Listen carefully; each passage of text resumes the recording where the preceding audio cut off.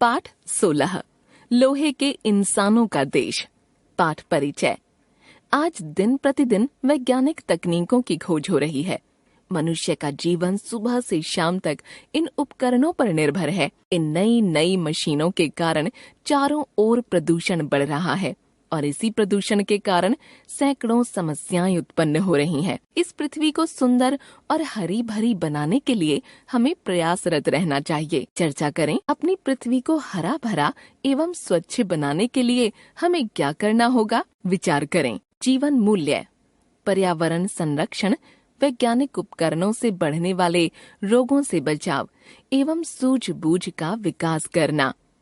मुझे अपने विमान में बिठाकर उस ग्रह पर ले जाने वाले दोस्त का नाम था लानजुंग। जब हमारा वह अंतर्ग्रहीय विमान उस ग्रह पर पहुंचा तो सब ओर नीला धुआं छाया हुआ था। मेरे दोस्त ने तुरंत मेरे गले में ऑक्सीजन की थैली लटका दी और उसका रबड़ का यंत्र मेरी नाक में फिट कर दिया। उसने खुद भी एक वैसी ही थैली लटका ली थी। उसने बताया कि हमारे ग्रह की यह जहरीली गैस अब मुसीबत का कारण बन गई है। हवाई अड्डे से कांच के बने एक होटल में पहुंचते ही हमारे कमरे में एक लोहे का आदमी आया। लानजुंग ने उससे कहा, 2 कॉफी और कुछ खाने के लिए। इससे पहले कि मैं उस आदमी के बारे में कुछ पूछूं, मेरी नजर वहां टंगे कैलेंडर पर पड़ी। मैंने पढ़ा 3012। लानजुंग बोला, हाँ, हमारे यहाँ इस समय यही सन चल रहा है। तुम इससे समझ सकते हो कि हम तुमसे 1000 साल से भी ज्यादा बड़े हैं। लेकिन ये लोहे के इंसान? हमारे ग्रह में अब इन्हीं की जरूरत है।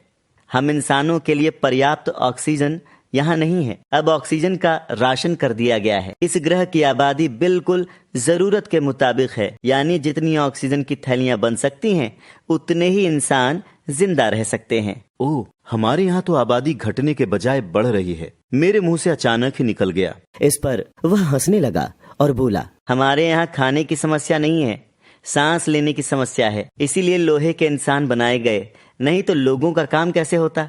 अब ये लोहे के इंसान नौकर का काम भी करते हैं, दफ्तर चलाते हैं, मकान बनाते हैं, स्कूलों में पढ़ाते हैं, मशीनें चलाते हैं, यानी सभी काम करते हैं। पर ये लोग सारे काम कैसे कर लेते हैं? लानजुंग ने कहा, इलेक्ट्रॉनिक्स का कमाल तो तुम जानते ही होगे। टेलीविजन, रॉकेट आदि सब उसी के खेल हैं। और तुमने शायद कंप्यूटरों को भी देखा होगा। बस हमारे यहाँ इलेक्ट्रॉनिक्स के प्रयोग द्वारा लोहे के इंसानों को बनाया गया। हमारे यहाँ लोहे के इंसान बनाने वाले कई कारखाने हैं जो अलग अलग शहरों में हैं। उनमें खरीदारों की भीड़ लगी रहती है।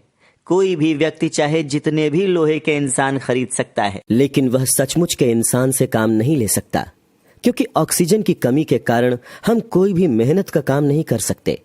वैसे अब तो अगर कोई मर जाता है तो लोग दुखी नहीं होते, बल्कि यह सोचते हैं कि चलो अच्छा हुआ, कम से कम ऑक्सीजन की एक थैली की बचत हुई। मैं यह बात सुनकर हैरान था कि इस ग्रह में कैसी संस्कृति जन्म ले रही है। क्या विज्ञान की आधिकाधिक उन्नति का यही अंतिम परिणाम है? लानजुंग कह रहा था, सच पूछो तो हम लोग चाहते हैं कि हमें पृथ्वी या ऐसे ही किसी ग्रह में रहने के लिए स्थान मिल जाए जहां हम चैन की सांस ले सकें। तुम्हें हमारे ग्रह के बारे में कैसे पता लगा? मैंने पूछा। हमने अनेक ग्रहों की यात्राएं की हैं, लेकिन अब तो बस पृथ्वी का ही सहारा है। अगर हमें जिससे बहुत सी समस्याएं हल हो जाएंगी। वह बोला, इन इंसानों के अंदर नसों की जगह पतले तारों का जाल बिछा है। इन तारों में बिजली बहती है और उसी के सहारे ये काम करते हैं।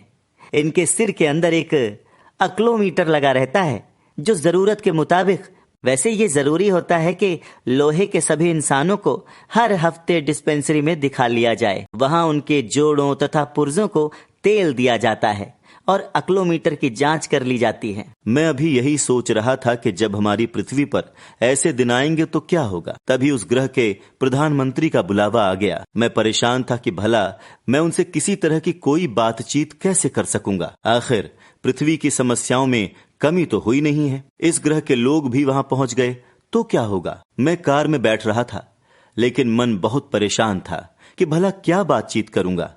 तभी हमारी कार को झटका सा लगा और नींद खुल गई। और फिर न जाने क्यों बहुत देर तक नींद नहीं आई। शायद इसीलिए कि अब से 1000 साल बाद पृथ्वी का अगर वही हाल हुआ जो मैंने सपने में देखा था, तो यह कितनी अजीब और परेशान करने वाली बात हो।